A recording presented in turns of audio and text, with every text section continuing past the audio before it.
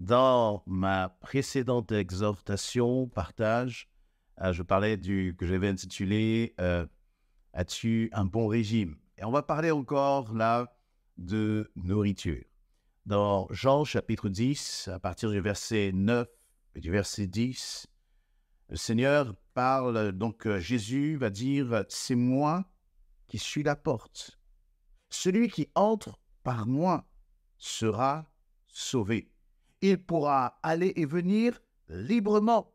Il trouvera de quoi se nourrir. Verset 10, le voleur vient seulement pour voler, tuer et détruire. Mais moi, je suis venu afin que les hommes, je rajoute les femmes, aient la vie, une vie abondante. Et c'est ce verset 10 notamment qui va m'intéresser, mais dans ce passage, juste au verset 9, le Seigneur dit, si tu viens à moi, tu trouveras de quoi te nourrir. Te nourrir. Et là, encore une fois, ce n'est pas une nourriture charnelle, matérielle, physique. Non, c'est quelque chose de bien plus profond que Jésus veut t'offrir. Il me dit, je suis la porte. Voyez, et lorsque l'on voit une porte, et bien tant qu'on n'est pas entré tant qu'on n'a pas ouvert cette porte, on ne peut pas entrer dans la pièce en question. Ou peut-être même on ne peut pas sortir. Parce qu'il va dire, je suis la porte, celui qui entre par moi sera sauvé, il pourra aller et venir librement. Il y a donc là une porte qui ouvre, qui nous donne accès à la liberté. Aller et venir librement. Une porte qui donne accès à la liberté. Jésus est la porte qui te donne accès à la liberté. Jésus est la porte qui te donne accès à l'éternité. Il dit, celui qui entre par moi sera sauvé. Celui qui entre par moi, il sera libre. Il pourra venir et aller librement. Et ensuite, il trouvera de quoi se nourrir. Il y a une profondeur dans cette déclaration de Jésus-Christ. Il y a une profondeur pour ta vie et j'aimerais que tu puisses le réaliser. Que tu connais Jésus-Christ ou que tu ne le connaisses pas. Si tu ne connais pas Jésus-Christ, alors il faut que tu réalises. Prends le temps d'analyser un peu ta vie. Prends le temps de te poser la question, es-tu réellement libre? Libre du regard des autres.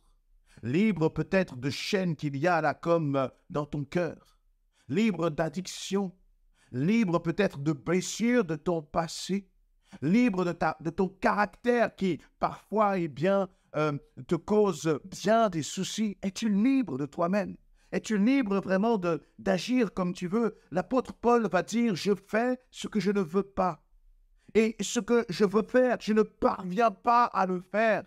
Qui me délivrera de ce corps de mort? L'apôtre Paul nous dit que avant d'avoir rencontré Christ, avant d'avoir donné sa vie à Christ, il était comme enchaîné. Et j'étais moi aussi enchaîné par mon caractère, par mes passions, par ma façon de penser, par mes actions que je n'arrivais pas toujours à maîtriser, à contrôler. Et quand j'ai trouvé Jésus-Christ, alors bien sûr, les choses ne se sont pas faites comme sur un coup de baguette magique. Mais le Seigneur a travaillé mon cœur, il m'a libéré. Et je vis dans la liberté. Et c'est ce que Christ veut t'offrir. Mais c'est comme s'il dit, je suis la porte et tu es dans une pièce comme enfermé. Parfois, tu ne le réalises pas. Parfois, tu ne réalises pas que tu es enfermé parce que cette pièce est grande, mais aussi grande soit-elle, la réalité, c'est que tu n'es pas libre tant que tu n'as pas Jésus-Christ. Et le Seigneur dit, eh bien, celui qui vient à moi, il trouvera de quoi se nourrir. Et de quoi se nourrir? Eh bien, cela concerne, comme je le disais en introduction, une nourriture dont ton âme a besoin. Que l'on soit à Christ ou pas, nous avons besoin d'être nourris par Christ. C'est en lui que nous trouvons notre subsistance. C'est par lui que nous vivons. C'est par lui que nous grandissons. C'est en nous attachant à Jésus-Christ que justement tu peux croître, tu peux avancer, tu peux t'épanouir. Et au verset 10, Jésus va nous mettre en garde parce qu'il ne veut pas que nous soyons dans une forme de naïveté. Il va dire le voleur, c'est-à-dire qu'il y a un voleur, est-ce que tu le réalises? Il veut égorger, dévorer, détruire. Mais Jésus dit, moi je suis venu afin que les hommes aient la vie et une vie abondante ou une vie en abondance. Jésus est venu pour cela. Sans Jésus, il n'y a pas de vie en abondance. Tu peux remplacer par une carrière professionnelle. C'est bon d'avancer dans sa carrière professionnelle, mais ça ne t'apportera jamais la vie en abondance que Jésus veut t'apporter.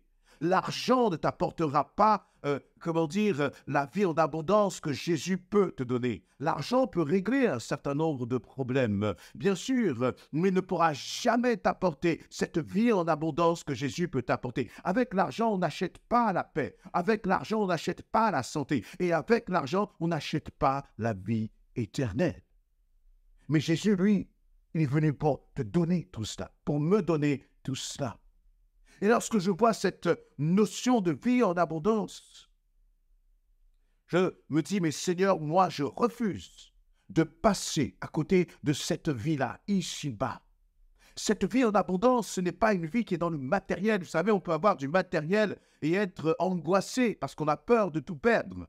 On peut avoir du matériel et ne pas trouver la paix, comme je disais. Mais cette vie en abondance, c'est d'avoir la paix, quel que soit le matériel. Cette vie en abondance, c'est d'avoir la joie, quelles que soient les circonstances.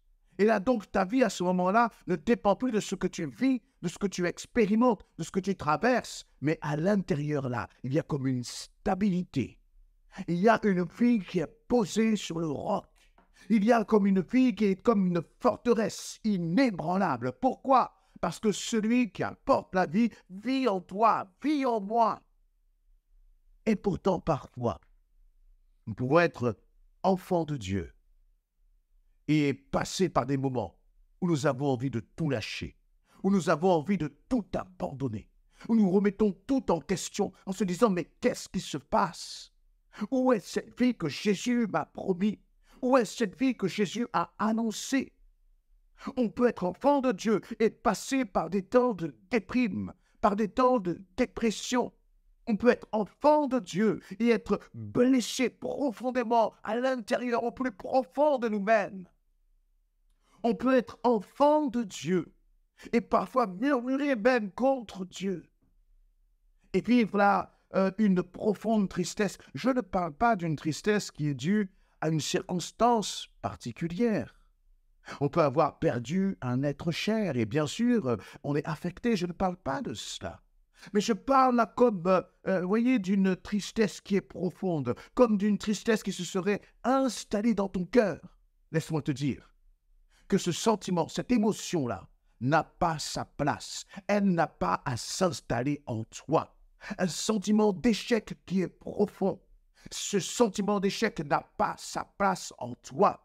Peut-être que c'est un sentiment de dépréciation de soi.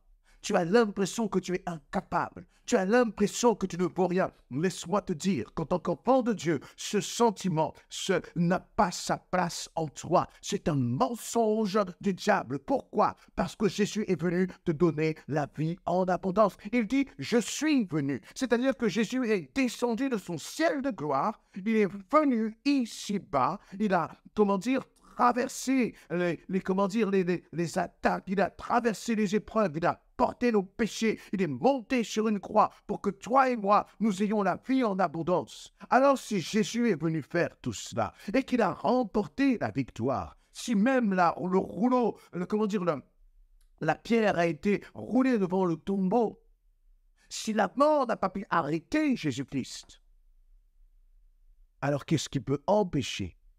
Qu'est-ce qui peut l'empêcher aujourd'hui? Que tu puisses vivre dans cette vie en abondance. Il n'y a rien qui puisse empêcher que tu vives cette vie en abondance. Rien. Rien ne peut arrêter Jésus-Christ. Rien ni personne n'est venu stopper Jésus-Christ dans sa mission. Bien sûr, beaucoup ont essayé.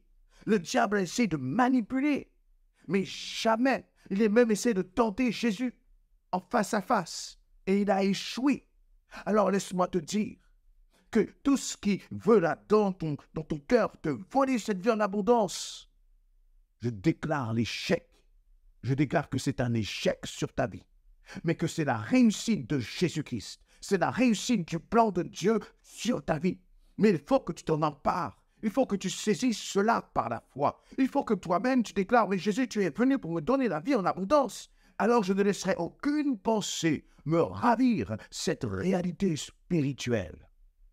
Lève-toi balaye les mensonges de l'ennemi.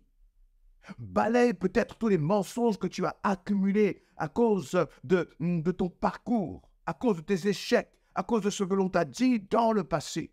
Lève la tête, reçois la promesse de Jésus-Christ pour ta vie et déclare, parce que je suis enfant de Dieu, parce que j'ai placé ma confiance en Jésus-Christ, parce que je donne la première place à Christ dans ma vie, je refuse de me laisser dérober cette vie en abondance. Et Jésus le précise, il va dire, le voleur vient seulement pour voler, tuer et détruire. Mais moi, je suis venu. Vous voyez, c'est-à-dire qu'il y a comme une opposition entre les deux. Comme s'il y avait une bataille. Satan est venu essayer de faire quelque chose. Il a fait une tentative. Mais dans cette tentative, Jésus dit, il a échoué. Parce que moi, je sais pourquoi je suis venu. Et si tu ne vis pas cette vie en abondance, vous voyez, cette vie en abondance, encore une fois, c'est une vie finalement de communion, d'intimité avec Jésus-Christ, qui fait que c'est dans l'intimité avec Christ que tu trouves la paix, que tu trouves le réconfort, que tu trouves la consolation, que tu trouves ton identité en Christ.